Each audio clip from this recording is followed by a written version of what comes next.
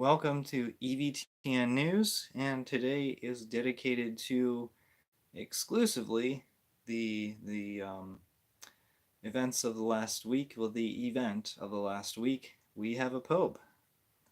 On the fourth vote of the conclave, we had white smoke, and I was watching very intently. And then whenever it was Cardinal Gambetti, I believe, I believe was his name, who announced the new pope. He announced Leo the 14th in Latin, and I did catch that. I don't understand Latin, but I caught that part of it. And then that they said Prevost, and my reaction was, oh no, that was my reaction. Um, and you've probably seen lots of reactions, and people, you know, people are, what would I say? They're overreacting to a lot of things because he's relatively unknown. And there are bits and pieces of things that he's said in the past, some good, some bad, and um, so we'll get into it. So, the prophecy of Saint Malachi, it said that supposedly and the prophecy itself, the sourcing of the prophecy is questionable, but Saint Malachi, he said basically more or less the last pope would be named Peter the Roman, and I thought maybe that could be Parolin, Pietro Parolin, and whenever there was a pope elected on only the fourth vote, I thought it would take a while. I thought it would take several days, but when he was elected on the fourth vote, I thought it's Parolin for sure. And instead of Peter the Roman, we got Bob the American. I I thought Prevost had literally no chance because he's an American, and I was wrong. Um, but so we'll go through a little bit of what I've seen. His so Prevost the Cardinal, he has a Twitter page full of Never Trump posts and retweets of America Magazine and the National Catholic Distorter, and um, so that's not good. And in May 2025, allegations emerged at the diocese that his previous diocese, where he was bishop in as late as 2023, paid $150,000 to three girls to silence them because of cover-up of abuse. Described as longtime public critics of Prevost, the girls blame him for covering up abuse by a priest. These allegations, reported in Info Vaticana, described the scandal in Peru, where he was bishop, which was the subject of a national television report, including an interview with the girls last fall, as the quote stone in the shoe for Cardinal Prevost. Um, you know what? That didn't discourage his candidacy, but what it does mean is, the Cardinals that were voting, we were always going to get a liberal. There's no question about that. Now, abuse, they're not really worried. The Cardinals really weren't worried about abuse. I mean, come on, think about it. Most of them are compromised. I don't want to say most. Many of them are compromised. The so-called conservative candidates, who I would consider moderates, they never stood a chance. Cardinal Peter Erdo, he didn't stand a chance. None of the Africans stood a chance. So I was wrong in my predictions, but yeah, I recognize most of the names of the people who were candidates. Okay, so anyway, let's get back to Pope Leo the 14th. I was like shocked at the name. I was really enthusiastic about it, honestly, because the Leos, Pope Leos, they have a good line of succession. Some pretty there's Leo the Great, and then there's Leo the 13th, and I don't know, probably a few more in there who were really good as well. Now, I think he was elected to be nice to people, not to make a mess, as we've heard a former pope say from time to time. And he's going to attempt to straighten out the Vatican's finances were absolutely catastrophic. Um, and actually, apparently, he was elected to maybe bring in some more money from the United States, which apparently, I don't know if this is true or not, but the United States, apparently the money coming from the Vatican to the Vatican from the United States has been cut in half over time. And that, I don't think that's due to the restrictions on the Latin Mass as much as I would like to. Much as I would like to think we have that kind of influence, I'm under no delusion of that. It's probably more due to the abuse cases that have come to the forefront.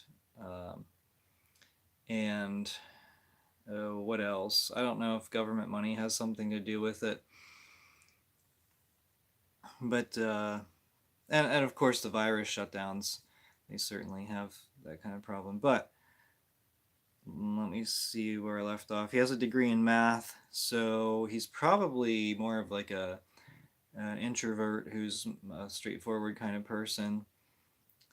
He will absolutely travel to the United States, and I just hope he doesn't preach this open borders nonsense and sticks to evangelization. So far, he's been talking about synodality and furthering the legacy of Francis, which is not what we want, not at all. But what do you expect? Really, like what do you expect? So I'm not going to be overly positive or negative because again I don't know a ton about him. If it were Parolin, I would be very negative. Apparently, it came down to three. Now these were leaks. This information was leaked, which is illegal. But I don't think a good portion of the Cardinals really care about the oath that they take. I don't think they take it seriously. How many of them actually have supernatural faith?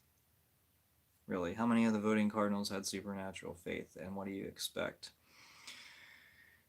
Um, but apparently, it was he was one of three candidates. So that's what his brother said, and his brother found out about that just a few days after Francis died, way before the conclave started. So there was definitely a lot of conversations going on prior to the conclave, which again is illegal, but and again, they don't care. It was Parolin, Prevost, and the third one, I think it was either Tagle or Zuppi.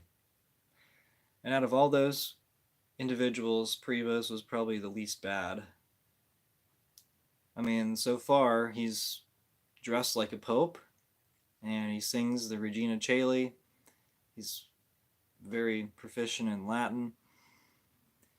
He was elected on the traditional feast of St. Michael in pre-55 and 1962, I assume, calendar. He was elected on the traditional feast of St. Michael. And remember, Pope Leo the 13th wrote the St. Michael prayer and required it to be said after low mass.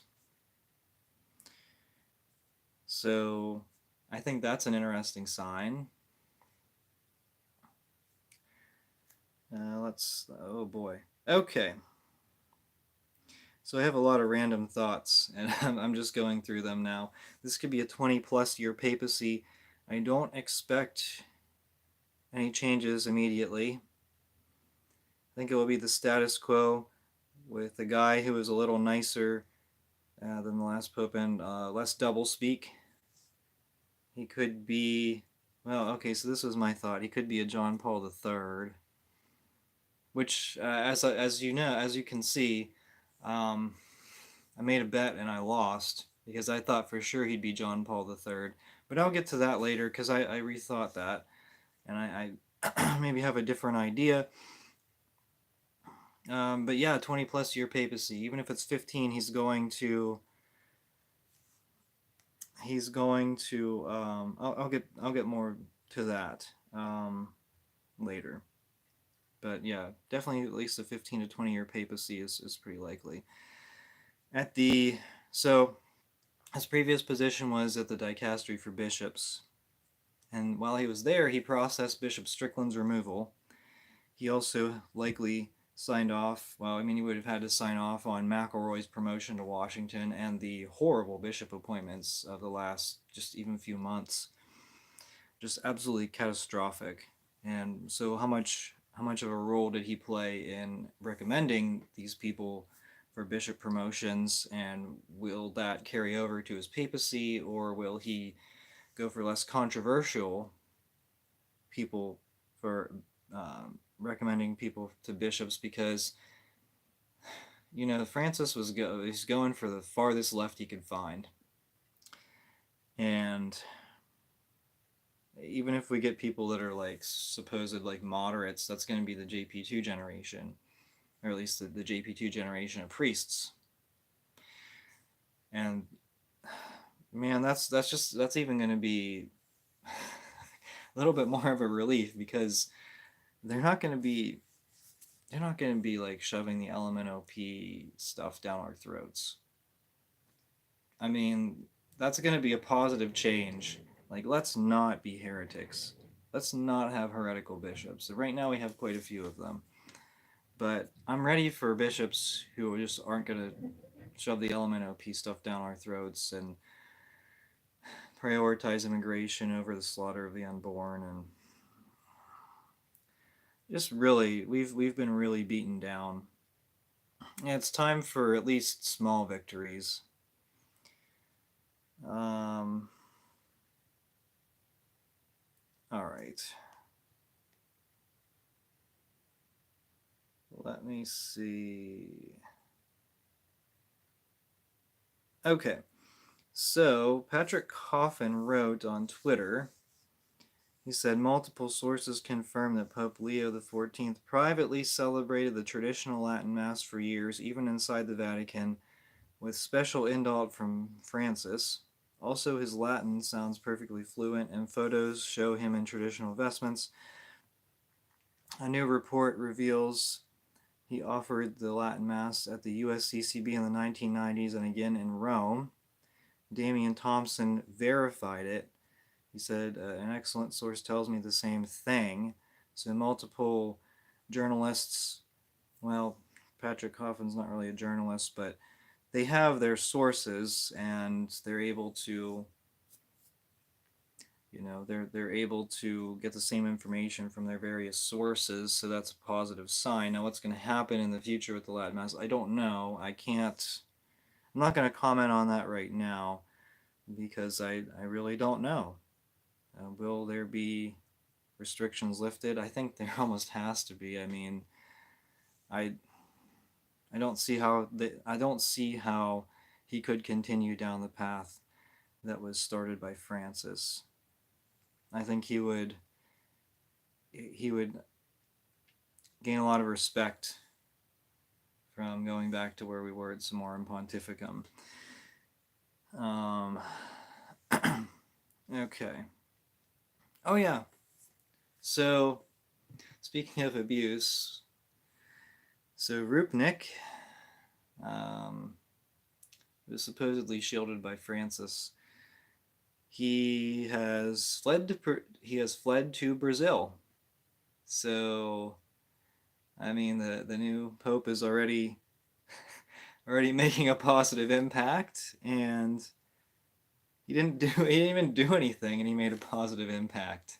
So, I mean, we're already seeing positive signs. I just think traditionalists and even Novus Ordo conservatives are just so beaten down that they're looking for anything and everything as a positive sign, and the legend of Leo is um, certainly greater than the reality of Leo, which he's been done very little except for give a few speeches and give a few blessings, and already people are celebrating him like he's some radical traditionalist pope. So um, basically, I said John Paul III, but I get I'm, the more I thought about it, the more I said I get Paul the Sixth vibes from Pope Leo the 14th. I believe he is a liberal who was elected to continue the revolution. Beginning with Paul the Sixth, all subsequent popes were liberals who became slightly more conservative, in quotes, as the years of their papacy went on, except for Francis. Remember, Paul the Sixth wrote Humanae Vitae despite the strong opposition from most of the cardinals, and he didn't complete the revolution. Humanae Vitae was also his last encyclical, but he was apparently so discouraged by the reaction that he did not write another encyclical for the remaining 10 years of his papacy. And he admitted the smoke of Satan had entered the church, but did nothing to stop it.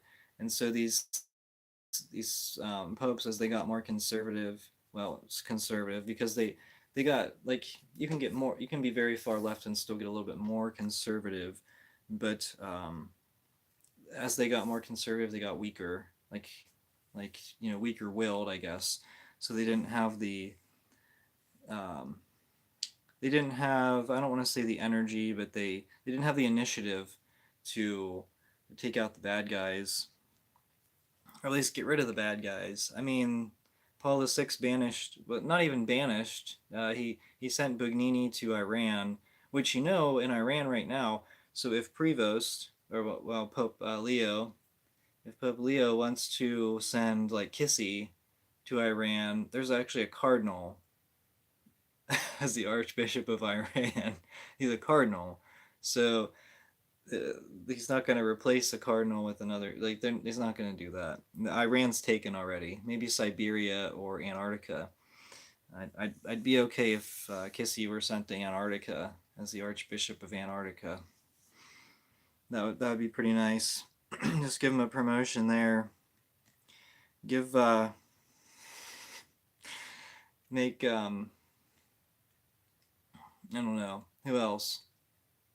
Who else needs to be purged in the Vatican? Roach. Send Roach to Archbishop of the Sahara Desert. Where else is a good place?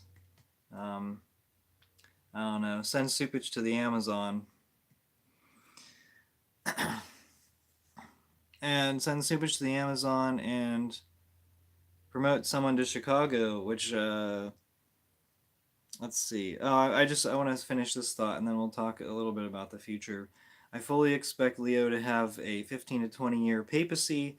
We could see a similar trajectory to some of these previous popes, like when he rejects the most radical and heretical elements of synodality, like LMNOP, insanity, and women's ordination. He's definitely going to lose support amongst liberals, and that's going to happen pretty quick. Will he be weak like the previous popes and resign himself to self pity like Paul VI? Or will he actually do something about the crisis? He has an opportunity to do something about the crisis. Speaking of synodality, the German synodal way, the German, the group that runs the German synodal way just met this past weekend. He's going to have to they're going to try to force his hand, and he's going to have to react to them very quickly. So that's going to happen. He's going to have to replace himself, his own position, the previous position as at the dicastery for bishops. That's going to happen probably fairly quickly, and that's going to be a real indication of what direction he hopes to head, which direction he wants to head, based on who takes that position at the dicastery for bishops. He's got a lot of bishop appointments coming up in the United States, and I can go over that at some point. I can take a look and just kind of take a look at who we have coming up, who's over age 75 and due for replacement. That won't be very difficult, and I don't have any predictions right now. Under Francis, I was able to actually, um, I don't want to say accurately predict bishop appointments, but I picked some of them. I mean, I think I was I was more accurate than I would have liked, than I would have hoped, because I predicted these people to, like, most of them are Biden bishops that were replacing retired bishops, and it's really despicable. It's terrible what we have in the United States right now. But anyway, Chicago, if so, Supich gets sent to, where did I say, the Amazon? If Supich is promoted to Archbishop of the Amazon, and so that'll open up Chicago. Although Supich is over age 75, so his replacement could be coming any day. So I already predicted Bishop Barron will be named a cardinal. I think Barron to Chicago is a very likely pick. Bishop Barron, though, himself is just 4 years younger than Pope Leo, who's age 69. Bishop Barron is age 65. He's just 4 years younger than Pope Leo. Uh, if Pope Leo is athletic as is reported, he could possibly live for 20 more years. The two previous popes, Francis lived to 88, and he was never in good health. Benedict lived past his 90s. I think he was like 93. So even if Barron is named a cardinal, he may not even be eligible to vote in the next conclave. So, speaking of that, because Barron's 65, and so if we take a look and we say, okay, so this pope has a 15-year papacy, he lives to age 85, which again, there's no guarantee that there's no guarantee that he's not going to live beyond age 85. I mean, it seems as though, with the top-notch medical care that someone in his status would receive. Although apparently the Italian medical care is pretty bad, but he could bring. I mean, the Vatican can bring in a U.S. doctor, as was reported for John Paul II when he was shot. Actually, they brought in a American doctor because the Italians almost killed him with their poor medical treatment. The Italian doctors, and the American doctor got things straightened out and helped him to survive. But but anyway, yeah, top notch with the way things are today. He could live past age 90, but let's just say he has a 15-year papacy and he lives to age 85. So that would be any current cardinal age 65 or older would be ineligible to vote in the conclave. There are 34 Francis cardinals under age 65. So 34.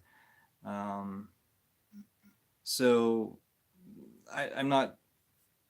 I don't know the math necessarily, but I believe that if Pope Leo appoints the rest of the cardinals, so like 34, 120 cardinals minus 34, then he would be very close to having a majority. So the Leo cardinals could theoretically decide the next pope without input from the Francis cardinals. Anyway, the 34 Francis cardinals are under age 65, which was a little bit more than I expected, but 13 of them are from middle of nowhere peripheries, or at least like third world type of countries. So 13 of the 34 are from the peripheries, which means that they're probably not as radically liberal as the other Francis cardinals. And the others include Pizzaballa, Kissy. So Pizzaballa is okay. Kissy is terrible. Gambetti's terrible. Mendonca, I think he's from Spain. He's supposedly into the rainbow stuff. And there's a Ukrainian Catholic bishop who is age 45. So that's what we got. I'm not I'm not like previewing the next conclave because again it might be a while. Um, at the very least, I mean I know that we were really outnumbered, really outnumbered in this one. I hope that the next one is different. I hope that he takes a little bit more conservative direction. Uh, I don't know. We'll see. I mean, it's up in the air for me right now. Now, another thing I want to say, and I've linked it in the description, is that you can read the Vatican's like press releases for every day. So they'll post like the Pope's sermon. They'll post resignations and appointments of bishops. They'll post who the Pope who visits with the Pope. I forget what it's called. Who has like meetings with the Pope. Um, and just other various things. And so I'm going to follow that every day and just kind of take a look and see what's going on. And yeah, this channel it's going to be interesting because this channel I was initially horrified at like what Francis was doing and a lot of people have a lot of strong opinions on the direction that Leo's going and we're just going to have to wait and see. I mean, he's only been pope for a few days. Like let's calm down everyone. Let's not form an opinion based on what's some random anonymous Twitter account posted. We're gonna, actions speak louder than words, and we're gonna see what he does and who gets appointed as bishop. A lot of people have a sense of optimism, and that's great. I really hope that I really hope that that comes through. Unfortunately, he has a lot of support amongst the radical leftists too. The leftists are really enthusiastic about his election as pope, so that's very disappointing. I wanted, I knew that it wasn't going to happen, but I wanted to see a pope come in and just clean house. That needs to be done. Unfortunately, it looks like it's going to attrition is going to take care of that. So basically, it's going to be another 10 years before we have an idea of how we can bring the church back to Catholic, like how we can bring the hierarchy, or how the hierarchy can return to the Catholic faith. Because right now, most of them, how many in the hierarchy have supernatural faith, and how many are interested in standing up for the faith? And that's the thing. I don't agree with Barron on a lot of things theologically. I mean, he's one of the few bishops that'll even pray outside a damaged statue. Remember Junipero Serra statue in California? Bishop Barron went and prayed a rosary in front of that statue when radicals tore it down. Bishop Barron led a rosary in front of that statue. And how many bishops would actually do that? How many other bishops would do that? And so we need more public displays of Christianity, of Catholicism. The Pope is the most prominent sign of Catholicism. And, dressing like a Pope is a good sign. I want to get to the comments. Oh, yes. So, there's a quote from Leo. I would like us to renew together today our complete commitment to the path that the Universal Church has now followed for decades in the wake of the Second Vatican Council. And it's, the Vatican II is like what's called the sunk cost fallacy, where, if I pay for something and it's like, if I say I buy a vehicle and it's a complete train wreck, a disaster, and I just keep the vehicle and continue to get it fixed even though it's not ever going to work. That's the sunk cost fallacy. Just because you paid money for it and you're not going to get that money back.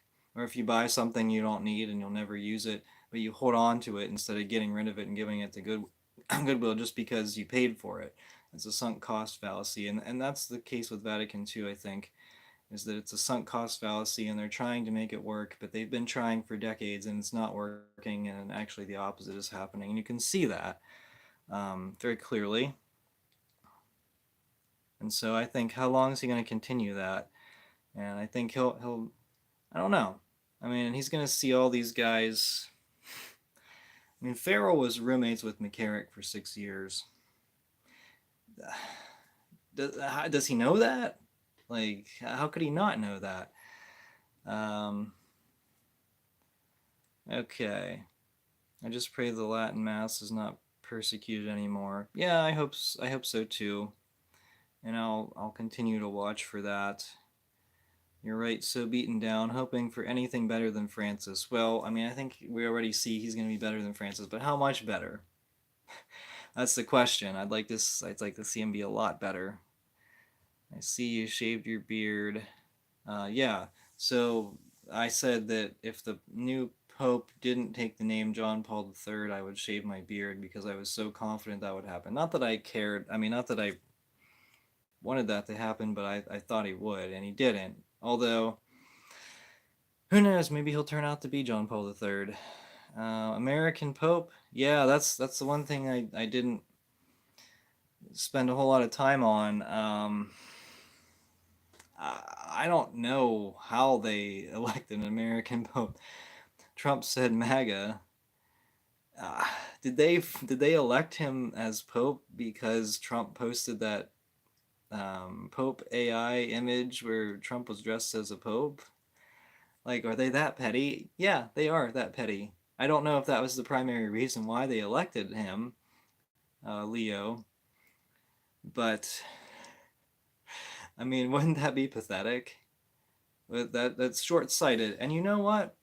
I really hope it comes back to bite them. I really hope so. I would love to see him come back and excommunicate some of these clowns. Because they're not Catholics. They don't represent the Catholic faith. Like, come on. McElroy represents socialism.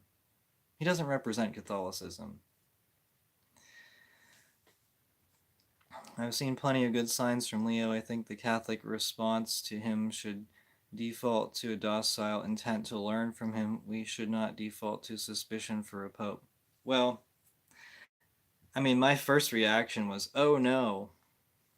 So, and you know, there was a video of him giving a speech, and Pope Francis had like a painting of Jesus like holding the dead Judas or something. I don't know. It was basically like mercy for Judas, and he was giving a talk about how he I don't know how he thought that was good or something. Like it's just, and then the synodality. I'm reserved. I'm not going to I'm not going to criticize until I see what he does. Again, actions speak louder than words. Um, Vatican II created a new and very different religion. Why the name Son of Thunder? I just thought it was a good name. I don't know. I saw it in the Bible. I think it was like uh, Mark like chapter 3, verse 15 or something. How James and John were called the sons of thunder.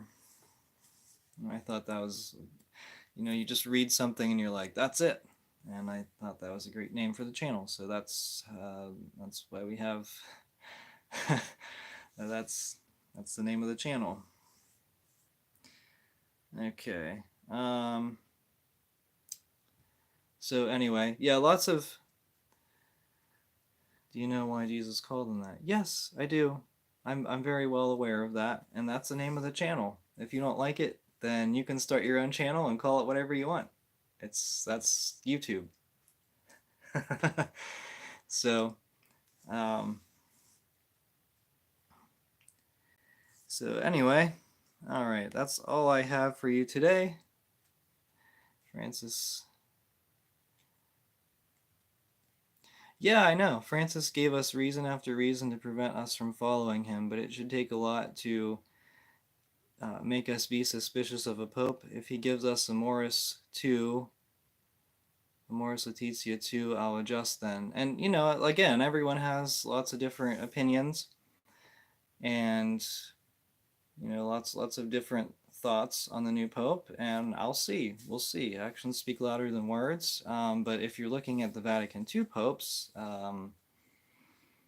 they've all had some serious problems, and this is, he's a Vatican II pope, and so we'll support the good ideas, and we'll just disregard the bad ones. So that's just how it works. And okay, all right, Jay. Yeah, I read the Bible. I don't know. Um, I don't really understand what your point is. I think. Oh, thank you, Romans. I don't really understand what your point is. It's I named my channel what I did, and that's again, start your own channel and name it whatever you want. You're allowed to do that. That's what's great about YouTube. I haven't seen a Stang or Pachamama yet. Well, and that's the thing.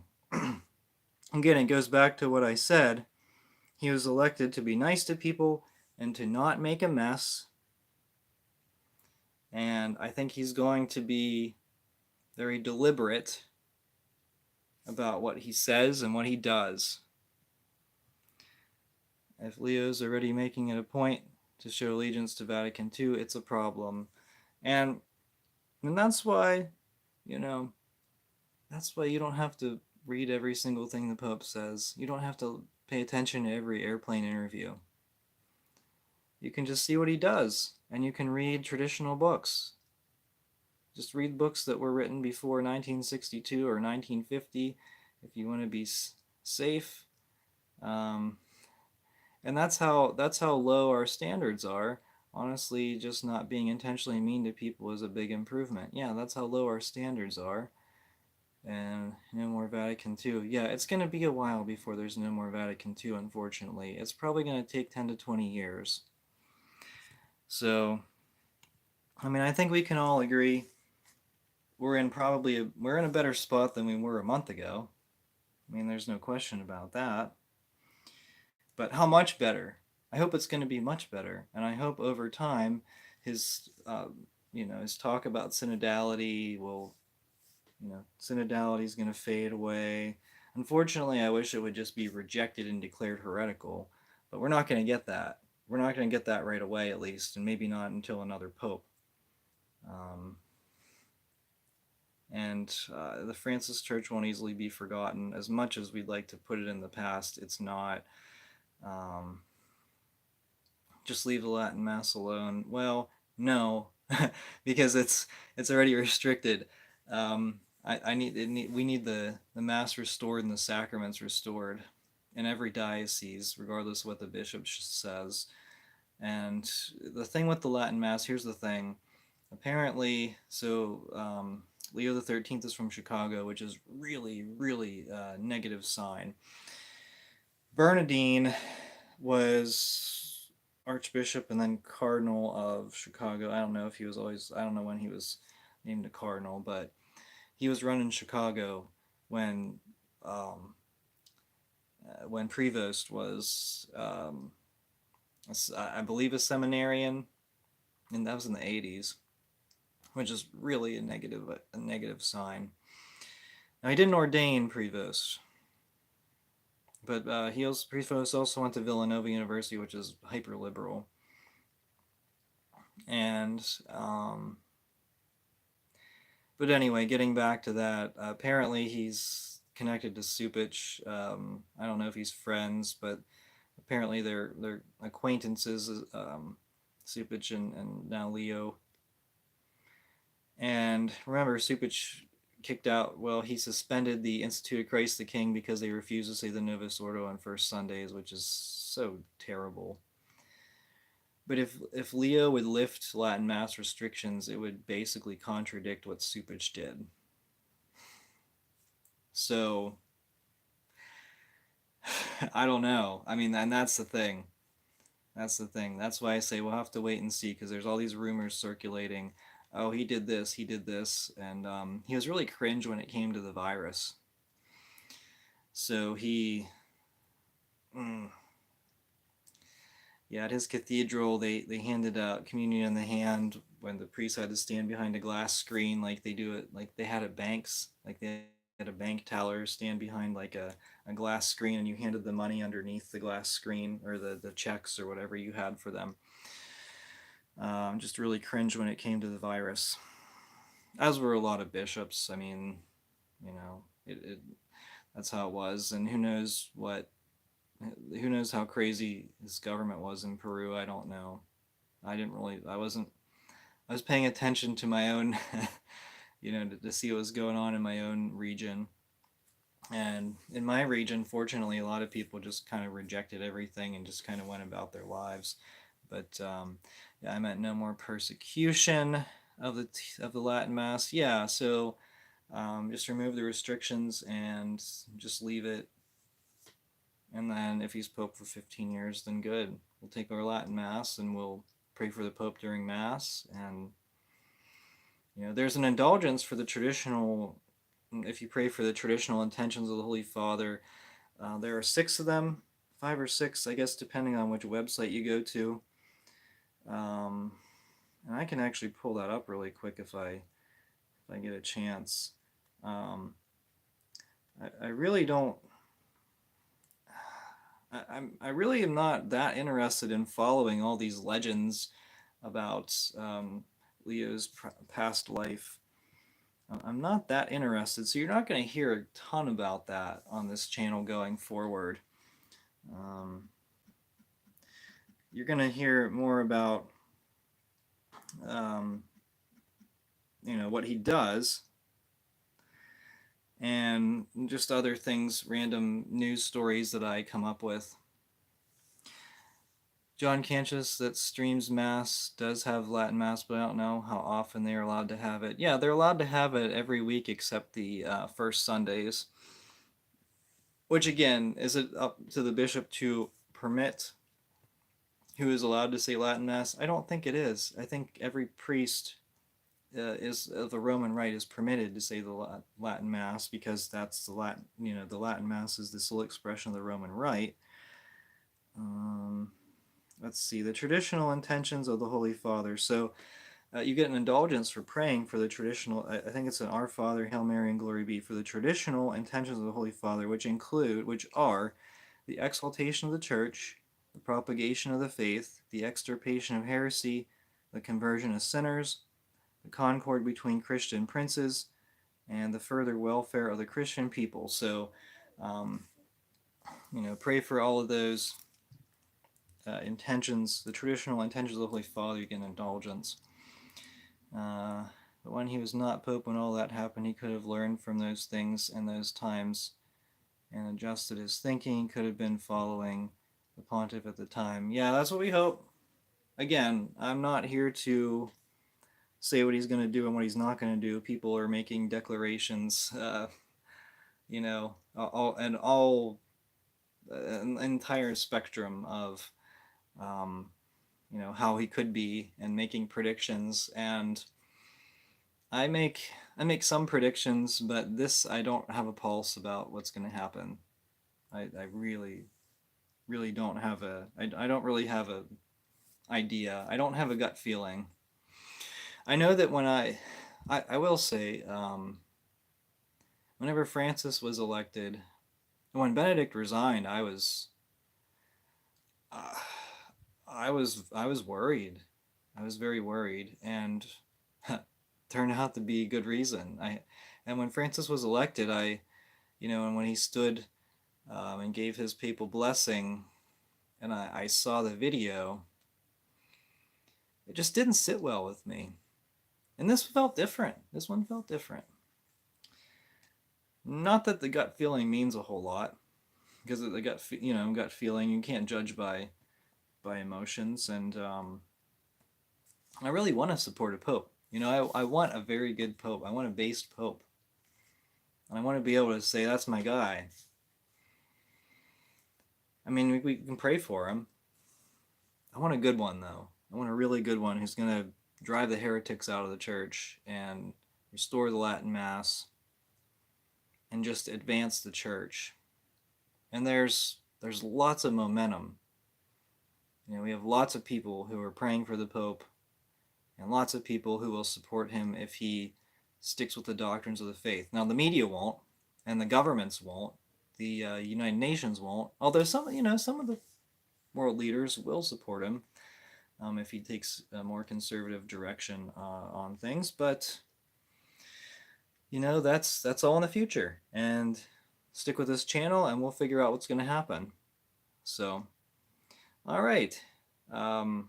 If you have any thoughts, leave your thoughts in the comments. This has been a wrap for EVTN News. Until next time, thank you so much for watching. We are the laity, and we will not be silent.